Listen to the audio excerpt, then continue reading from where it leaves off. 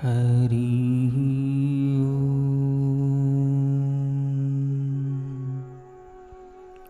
पूज्य गुरुदेव भगवान के श्री चरणों में कोटि कोटि प्रणाम।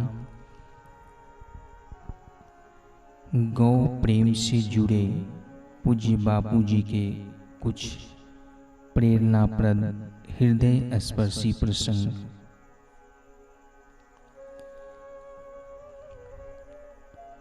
अक्टूबर 2019 ऋषि प्रसाद।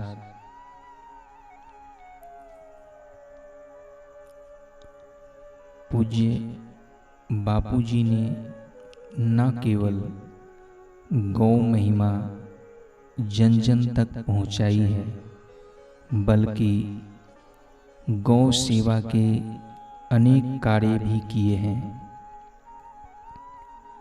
आज पूज्य श्री के मार्गदर्शन में देश भर में 45 से अधिक गौशालाएं चल रही हैं, जिनमें 9000 गायें हैं।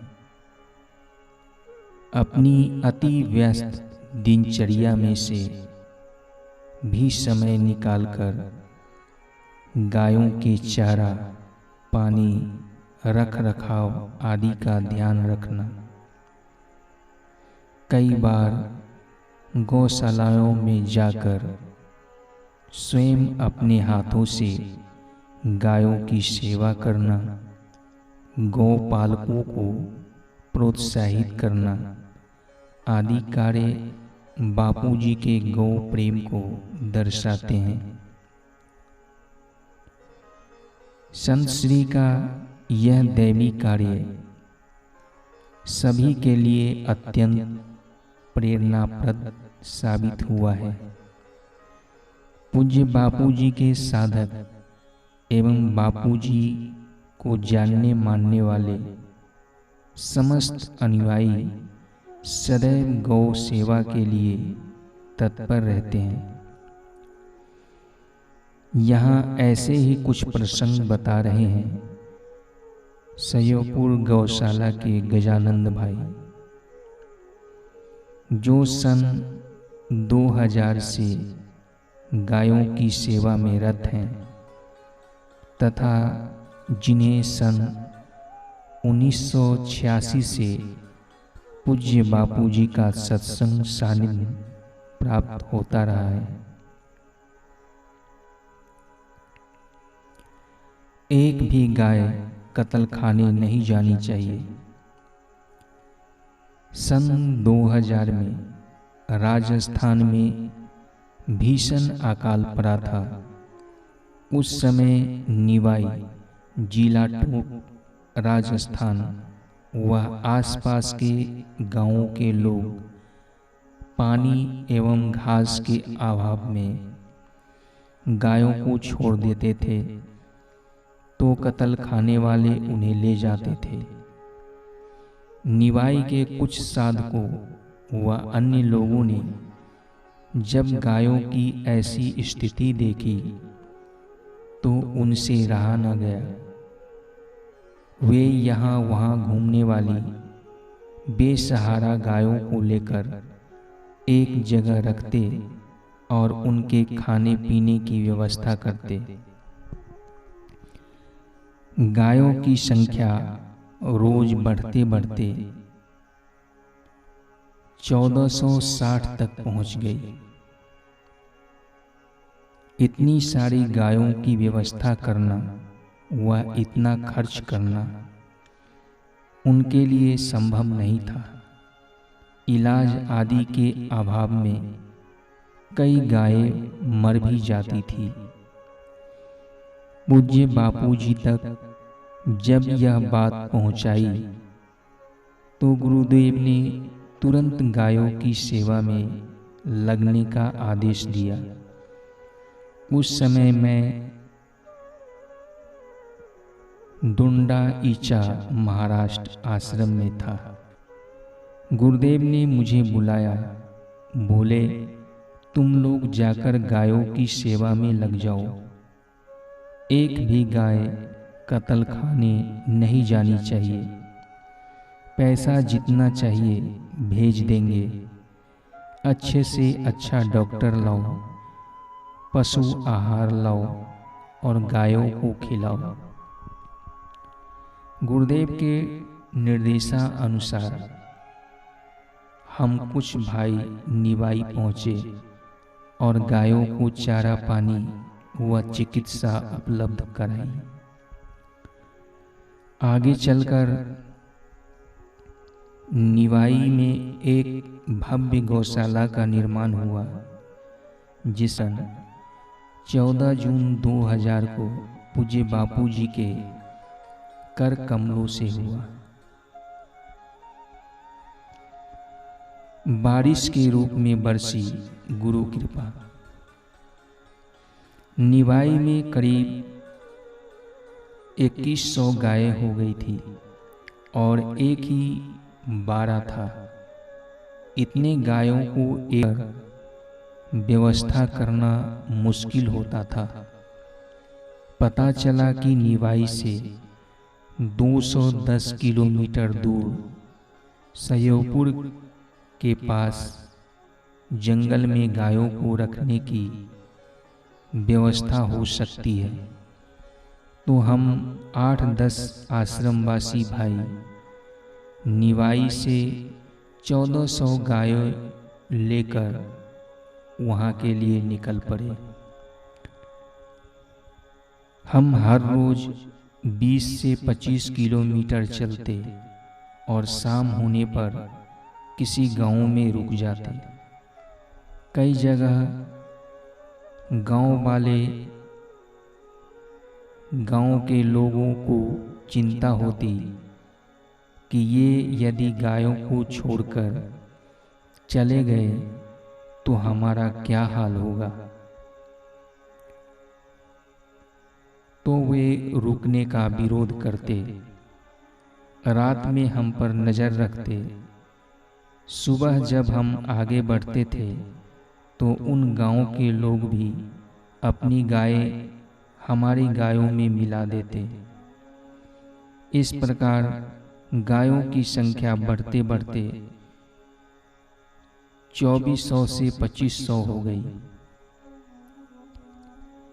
7वें दिन की घटना है। बरधा का खूरा नाम का एक गांव आया। वहां पर हमने भोजन किया।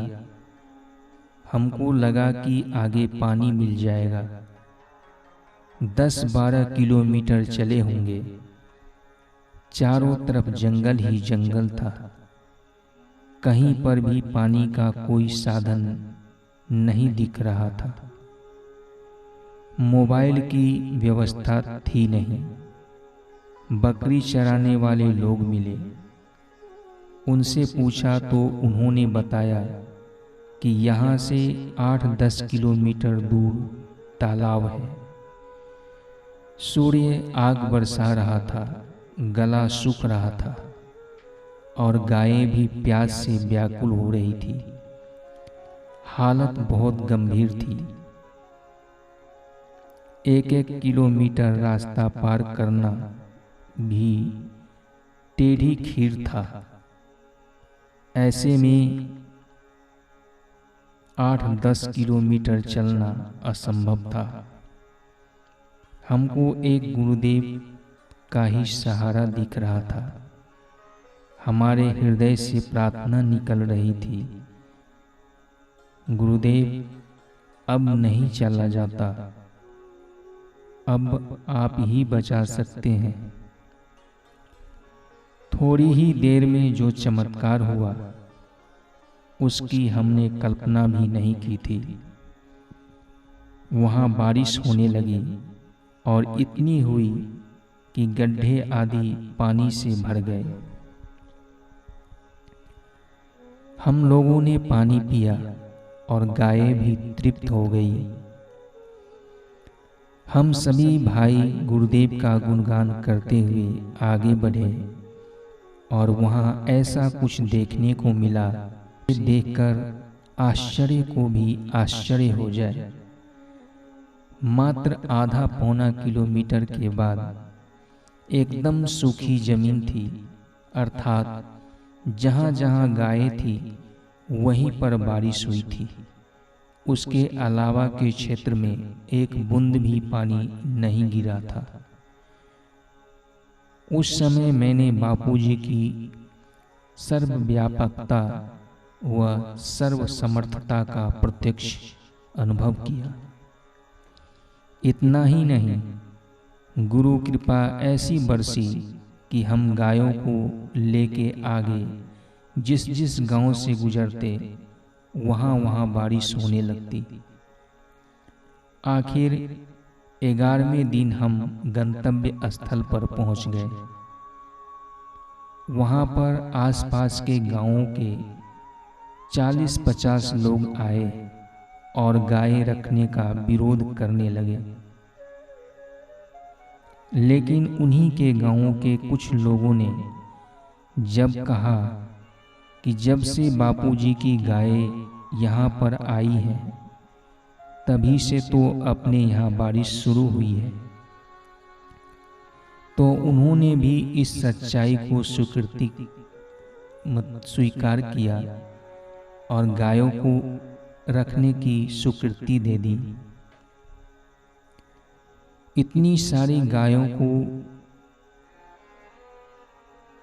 210 किलोमीटर दूर पहुंचाना हमारे लिए असंभव था, लेकिन गुरुदेव ने कैसे उसे संभव बना दिया, वह हमारी समझ से परे की बात है। कुछ गायों को यहाँ से आश्रम की अन्य गौशालाओं में भेजा गया।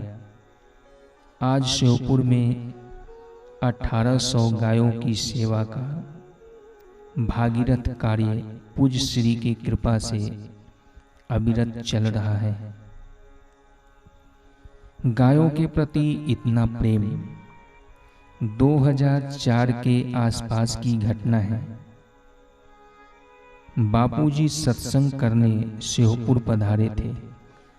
अपनी गायें श्योपुर आश्रम से 50 किलोमीटर दूर जंगल में रहती थी। सत्संग पूरा हुआ। बापूजी बोले, गजानन, गायों को देखना है, जंगल में चलते हैं। चल। हम गाड़ी से जंगल के लिए निकले। बारिश के दिन थे, लगभग 40 किलोमीटर चले होंगे। दलदल होने से गाड़ी के पहिए उसमें धंसने लगे। मैंने कहा, गुरुदेव, गाड़ी आगे जाना संभव नहीं है। बापूजी, फिर कैसे पहुंचेंगे? हमको तो गायों को देखना है। जी, पैदल जाना पड़ेगा। शाम के 7:30-8 बजे होंगे, अंधेरा हो गया था। बापूजी हमारे साथ 7-8 किलोमीटर पैदल चलते हुए जंगल में वहां पहुंचे जहां गायें थी। एक टेकरी के पास हमने तंबू लगाया हुआ था। उसमें फटा पुराना कंबल बिछा हुआ था। सहजता की मूर्ति पूज्य बापूजी उसी पर विराजमान हो गए। पूज्य श्री ने पूछा, गजानन, गाय कहाँ है? जी, यहाँ कीचड़ है, इसलिए आसपास में अच्छी जगह ढूंढकर बैठ जाती है। कब आएगी? जी, सुबह आएगी। हमारे तंबू में एक ग्रंथ रखा था। उसे देखकर बापूजी बोले, यह ग्रंथ कौन सा है? जी, योग वशिष्ठ महारामायण है, पढ़ो। मैं पढ़ने लगा और बापूजी उसी कंबल पर लेटे लेटे सुनने लगे।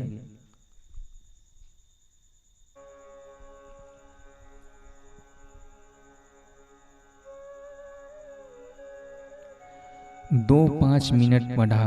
मैंने गुरुदेव की आंखें बंद देखी तो मुझे लगा कि गुरुदेव सो गए होंगे। मैंने पढ़ना बंद कर दिया। इतने में गुरुदेव ने फिर से पूछा, गायें कहाँ हैं? जी जंगल में, पढ़ो। मैं फिर से पढ़ने लगा। 2-5 मिनट बाद फिर से बापूजी की आंखें बंद दिखाई दी, तो मैंने पुनः पढ़ना बंद कर दिया। फिर से पूज्य श्री बोले, गायें कहाँ हैं? ऐसा लगभग 5 से 6 बार हुआ होगा। रात के करीब 11-12 बजे थे। गुरुदेव बोले, गायों के पास जाना है। मैंने कहा, जी अभी जाना है? हाँ हाँ। वहाँ इतना कीचड़ था कि पैर रखो तो धंस जाए। मैं और 2-3 भाई मिलकर बापूजी को पैर रखने के लिए एक एक पत्थर आगे डालते जा रहे थे। बड़ी मुश्किल से वहाँ पहुँचे जहाँ गायें बैठी थी। हमारे सामने कुल गायों में से लगभग 1100 गायें उपस्थित थी। जंगल में रहने वाली हमारी गायें रात के समय बहुत चौकन्ना रहती है। थोड़ी भी कुछ आहट होती है तो रक्षा हेतु तुरंत भागकर इधर उधर हो जाती है। लेकिन आश्चर्य कि उस दिन ऐसा नहीं हुआ। आज भी मुझे उस रात का अनोखा दृश्य याद है। अंधेरी रात, बिजली चमक रही थी, मेघ गरज रहे थे। पहले तो गायें हमको देखकर चौंक गई, लेकिन जैसे ही बापू की दिव्य दृष्टि गायों पर पड़ी तो वे झुंड बनाकर पूज्य श्री के पास आ गई। गुरुदेव ने गायों को सहलाया, उनकी पीठ पर हाथ घुमाया। गायें भी बापूजी के प्रति अपना प्रेम प्रकट करते हुए पूज्य श्री को चाटने लगी। फिर गुरुदेव बोले, अब चलो, मेरा संकल्प पूरा हो गया। फिर पूज्य श्री तंबू में आए और बाकी रात बिताई। सुबह उठे तो गायें तंबू के सामने ही थी। बापूजी को देखकर फिर से सभी गायें पास में आ गई। पूज्य श्री ने सब पर दृष्टि डाली। गायों ने भी गुरुदेव को निहारा। पूज्य श्री हम लोगों से बोले, तुम्हारा तो यहाँ पर ऋषि जीवन है। सुबह फिर से बापूजी कुछ किलोमीटर पैदल चले, फिर गाड़ी से शिवपुर आश्रम के लिए निकल गए। पूज्य बापूजी के गायों के प्रति इतने प्रेम को देखकर मेरा हृदय गदगद हो गया।